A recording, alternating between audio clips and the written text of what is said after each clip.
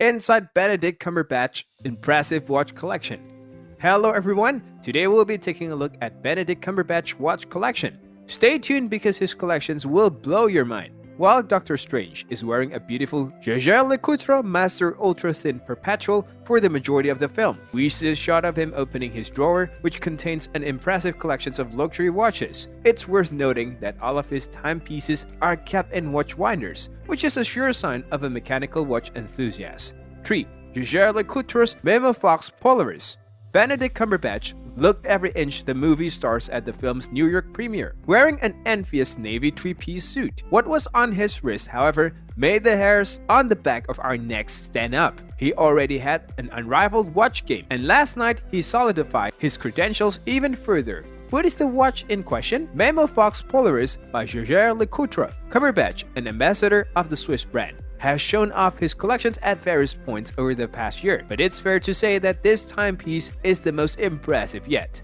Cumberbatch Briskier is an update on a vintage favorite inspired by the supremely iconic watch of the same name from 1968, which turned 50 last year. The 42mm timepiece embodies the best of Jaeger-LeCoultre Mason's watchmaking traditions and attentions to detail with a 268-part automatic mechanical movement and a 45-hour power reserve. 2. Rolex Cosmograph Daytona. The stainless steel Rolex Daytona is the ideal chronograph for Doctor Strange, who has exquisite taste. The Daytona Ref 116520 is one of the most popular luxury sports watches of all time. It is iconic and instantly recognizable, yet understated due to its stainless steel and wide dial configuration, despite the fact that it was discontinued just this year in favor of the new stainless steel and ceramic Daytona Ref 116500LN. The Daytona Ref 116520 is still very popular. It's a Rolex that celebrities like Brad Pitt, Leonardo DiCaprio, Ellen DeGeneres, and Rosie Huntington widely have been seen wearing. The Daytona Ref 116520 has a 40mm oyster case and a steel bezel with a tachymeter scale engraved on it.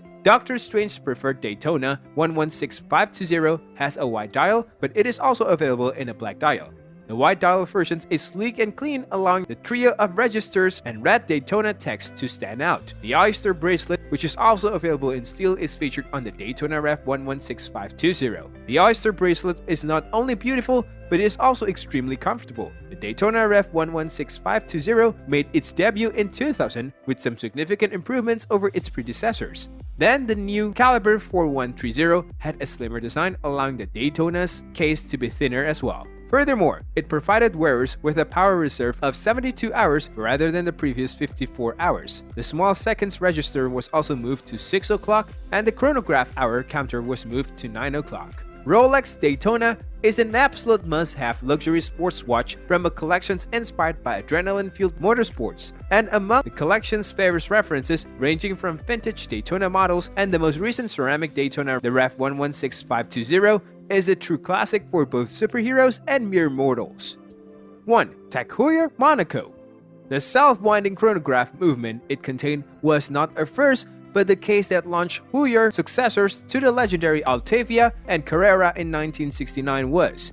Unlike the flat-sided dress watches that came before it, the Monaco had the world's first water-resistant square case, an innovation that would become an enduring symbol of the brand long after it became the preferred wristwear of Swiss racing driver ambassador Joe Siffert. Early marketing materials may have boasted that Heuer's avant-garde timepiece is equally at home behind the wheel of a Formula One and a glass of champagne and an ambassadorial reception, but there's little doubt where the rest of the world felt it fit best: on the wrist of American actor turned avid motor racer Steve McQueen. After noticing Siffert's choice, he decided to give the emerging Monaco a central role in his 1971 film Le Mans. According to property master Don Nunley, it was a contractual Heuer patch on Siffert's racing overalls that initially piqued McQueen's interest, so he called in a selection of Heuer's latest wrist chronographs, from which McQueen chose the Monaco, known as reference 1133B, instantly recognizable by its deep blue dial, wide square registers, and horizontal hour makers. 6 identical watches were used in the film, one of which sold for nearly $800,000 at auctions in 2012. Then CEO Jack Heuer wisely signed an exclusive agreement with the case manufacturer ESPA for its revolutionary water-resistant square case, a world first. The Punch automotive strap in blue leather with red stitching harkens back to the Monaco's root as the preferred timepiece of motorsport enthusiasts.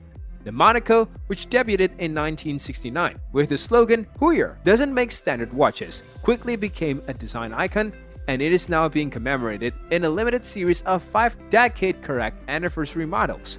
The grain, rhodium-plated silver gray dial embodies the modern style of 90s watch design, with red index markers and a central second hand. The Monaco 1989-1999 limited editions, which heralds the arrival of the self-winding chronograph, is equipped with the brand's iconic Calibre 11, which has a power reserve of 40 hours. That's all we've got for now. If you enjoyed the show, please subscribe by clicking on the subscribe button.